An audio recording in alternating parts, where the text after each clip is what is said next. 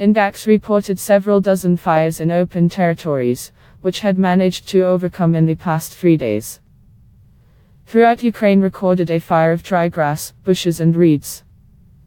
The fire destroyed more than 100 hectares of vegetation.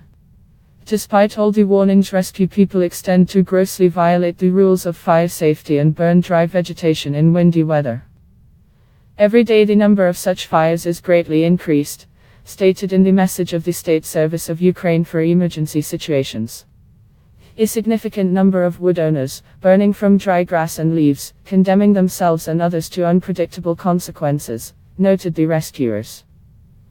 There is an elderly woman with her husband was burned last year's dry grass near his yard. Seeing that the burning bushes and the fire is approaching their house, they ran to extinguish the fire. However, as reported in GAX, due to negligence the woman's clothing caught fire and she died on the spot. Her 82-year-old man received burns over 80% of his body and later died at the hospital. A large fire managed to be localized on the territory of the regional Mesrachensky Landscape Park, in the Chernihiv region. It burned 40 acres of litter and reeds, which dumped 50 tons of water.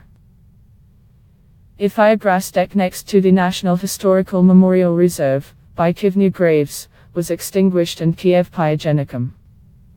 It burned more than 5 acres of grass and a quick wind quickly spread the fire.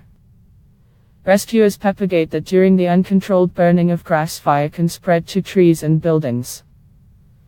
Also with the smoke in the air rises poisonous substances which are bad for health.